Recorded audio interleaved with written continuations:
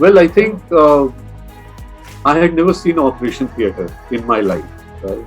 So when I was when the stretcher got rolled into the operation theatre, is the first time I saw operation theatre with these big lights and this bunch of people inside. Naturally, that sight frightens you. I didn't really feel frightened. The only thing I did in my mind was really pray to all gods and whoever it can be, my parents who are no more there with me, but my siblings, my family, and I just used one word, that I am submitting myself now to whoever is there in this room, and I'm sure they will do a good job of it, right? So I went in with a smile. I never really got too rattled about it, but naturally it was a very, very interesting experience.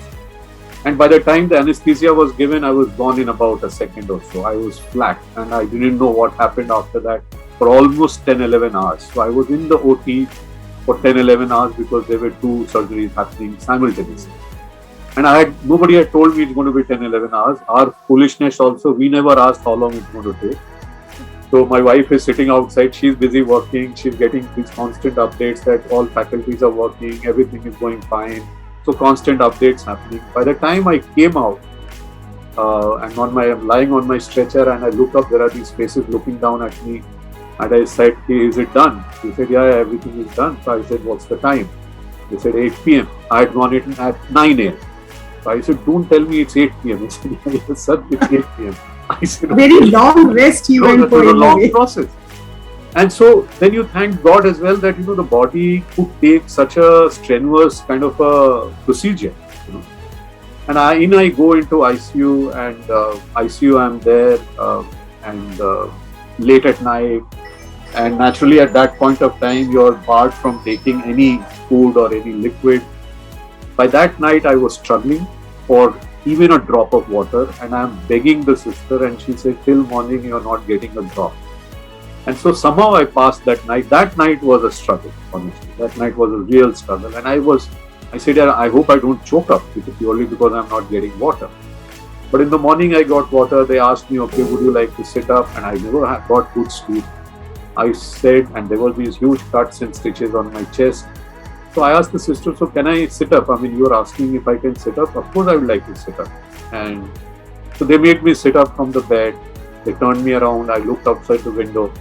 That's the moment I realized I have been given a second life.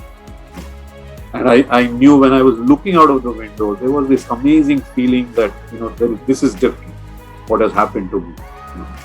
Did I choke up then? I don't know. But then the next thing the sister says is, would you like to walk in the ICU? I said, of course, if you think I am capable of walking, please hold me and allow me to walk. So I'm walking there and this oncology surgeon comes in and he crosses me and then he turns around and he sees me and he says, Arey Rajneesh, you are walking also? Because this has happened late in the night at 9 p.m. and then I am up about 10, 11 a.m. I am walking, right? So naturally he was stunned. And so I told him, look, you've done a magic. That's why I'm standing and walking. He said, no, you have done the magic. So it was this was that doctor-patient relationship. Mutual. It was so mutual. Then he said, I have a surprise for you.